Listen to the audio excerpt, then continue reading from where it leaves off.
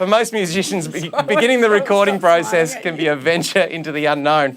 The experience is often steered by fate, which can result in a completely different outcome. This was most definitely the case for one Gippsland band whose story simply has to be seen to be believed. Nestled in the hills of South Gippsland, you'll find the perfect setting for inspiration and creativity. For one group of musicians, a journey of unanticipated highs and lows would unfold. Live at Spectrum is privileged to share the story of the Seven Winters. What did Dave bring to the band? All feel, fun, just different grooves. A potential to do anything, really, wasn't it? It's you know, we were basically doing rock, blues-based rock sort of stuff, and as soon as Dave started playing with it, it's like it took us into completely different directions, and it was so exciting. You know, there's nothing the guy couldn't play. So suddenly the world was our oyster, and our eyes were open to a heap more potential. It was great. One of the things that David brought that was the most relevant for me was the idea that we had to consciously allow anyone in the band to have their ideas for the arrangement or the whatever with the song fully explored before we made any judgment on the idea. It may not have even been a song, it could just be a riff or an idea, but to consider the potential of developing it in all manner of ways. So for instance, we'd explored doing songs at all manner of tempos, trying different rhythms, trying it in a reggae, all manner of things. And admittedly, it certainly means that there's a lot of hours that one could consider wasted, but it's not wasted when you make that discovery, you know, that and we get that excitement of seeing this thing develop into something really exciting. It's suddenly not just a song anymore. This is a great piece of music. And yep. David Higgs unfortunately lost his battle. He did. How do you guys then make the decision to, are we going to keep going with this, or do we just go, no, sorry, we've lost a band member, it's not going to be the same again, let's cut it? The priority probably was to get the recordings finished, basically. Yep, so we had something. And have that, at least something to show for it. And then when I got Cook as well, that threw a bit more of a Spaniard in the works than that side of it. Yeah, so tell us, at the funeral for David, you pulled together as a band and you actually celebrated in a unique way. Yeah, the funerals, the funeral service and the wake were a week apart, and the wake was held in a factory which was set up as a bit of a venue, and there'd been many a jam at that particular factory, and the wake was agreed to be there, which was wonderful, and Peter got some of the guitar tracks of Dave playing, and we got Dave's amplifier on the stage, and we played along to David's guitar track playing through that amplifier, which was kind of spooky actually. But so there were other acts playing there as well on the day, but that was certainly special. What was the feel at that moment when you were performing those songs and you had David's guitar playing along with you for what may have been the final time? It was surreal. He was there. Surreal. He was there. Yeah. And what was the feeling in the room at that stage?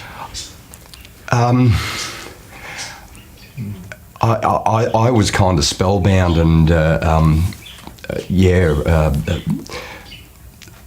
it was spooky. A good spooky. It was wonderful. It was full of love. The love was amazing, and the feeling in the room was amazing as well. It was good. It was good. Yeah. Peter and I broke into a blues to hold the stage basically whilst the next band was getting together, and as I've just finished that tune, Sarah has come in and said, look, Pete's out in the car and he's not well, you better come out. So I've basically sprinted out after Sarah to find Tony sitting in the passenger seat of the Falcon with Pete in the driver's seat and the heater on flat out. And he had his head back over the seat and looked as white as a ghost. And I've checked the pulse and breathing, and next thing you know, Tony's got your feet and I've got your shoulders, and we've dragged you out of the car and onto the ground next to it. And the rest is an amazing blur, actually. It's very emotional when you go back there. Yeah. Do you recall much from it, Pete? No, I don't recall anything from it. Not the shoulder pain beforehand, the lead up? No. I'd fallen off the tractor 3 months before and torn tendons in the shoulder and had to break my wrist. And that's what I thought was going on. I was sore because of that. We laid him out next to the car, and somebody had gone on to 000, and we'd already started CPR, and it seemed like an eternity, actually, that the CPR was going on for. And the paramedics arrived, and they'd set everything up and then took over from us. And incidentally, everybody at the wake seemed to be outside in a circle watching what was going on at that stage. Dave's wife was in tears because, she's just been through this with her husband. That's right. Yeah, it was quite emotional. Yep. What were you all saying to Pete as he was down there? Be right. I was telling him he can't die. We've got another set to do.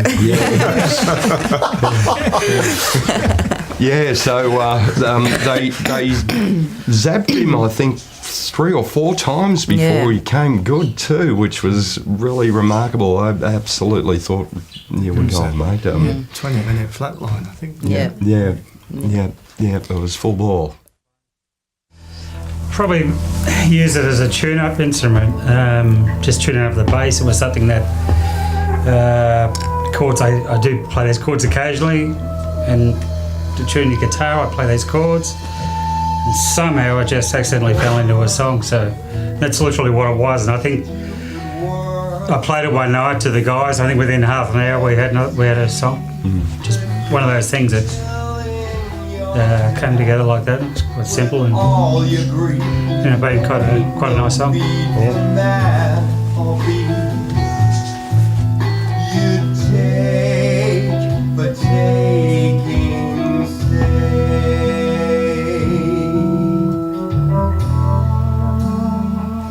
can always see Dave in a spotlight when he played the guitar on this one. The big stadium guitar piece, the guitar solo. Gently rocking members in front of us.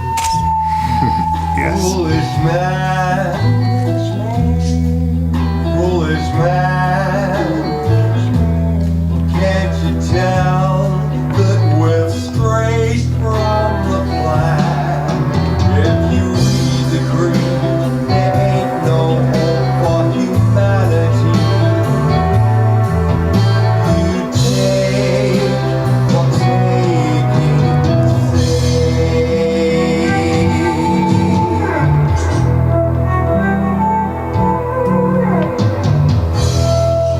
Forget how good they are, don't you? You do, don't you?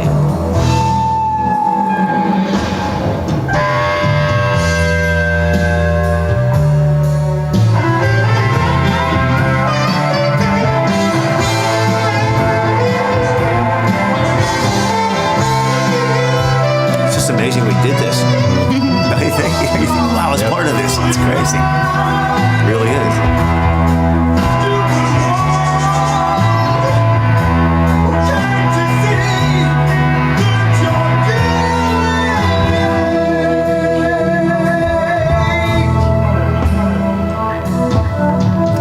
He's still here, so I can see him. I can see that rock in his foot as he's doing the pump on the pedal. It's just there. That expression with his eyes shut and his head back, just smiling as he's delivering perfection. Absolutely. It's a stupid world, but there's a lot of good in it, isn't there? There is.